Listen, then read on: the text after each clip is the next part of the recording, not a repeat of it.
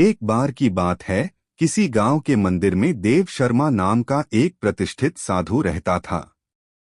गांव में सभी उसका सम्मान करते थे। उसे अपने भक्तों से दान में तरह तरह के वस्त्र, उपहार, खाद्य सामग्री और पैसे मिलते थे।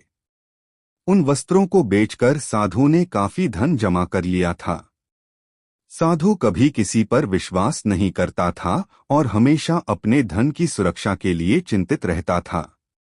वह अपने धन को एक पोटली में रखता था और उसे हमेशा अपने साथ लेकर ही चलता था। उसी गांव में एक ठग रहता था।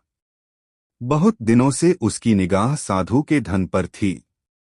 ठग हमेशा साधु का पीछा किया करता था, लेकिन साधु उस गठरी को कभी अपने से अलग नहीं करता था। आखिरकार उस ठग ने एक छात्र का वेश धारण किया और उस साधु के पास गया। उसने साधु से मिन्नत की कि वह उसे अपना शिष्य बना ले, क्योंकि वह ज्ञान प्राप्त करना चाहता था। साधु तैयार हो गया और इस तरह से वह ठग साधु के साथ ही मंदिर में रहने लगा।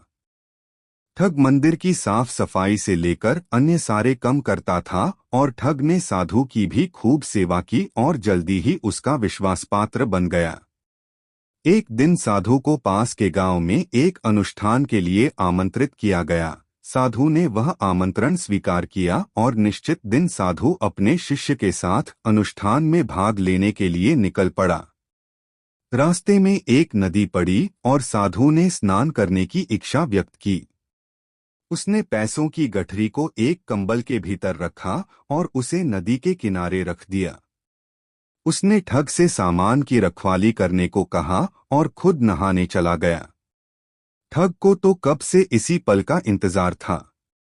जैसे ही साधु नदी में डुबकी लगाने गया, वह रुपयों की गठरी लेकर चंपत हो गया। इस कहानी से क्या सीखें?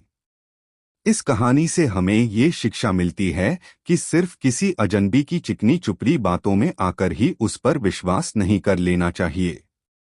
मुंह में राम बगल में छुरी रखने वाले लोगों की इस दुनिया में कोई कमी नहीं है। इनसे हमेशा बच के रहें।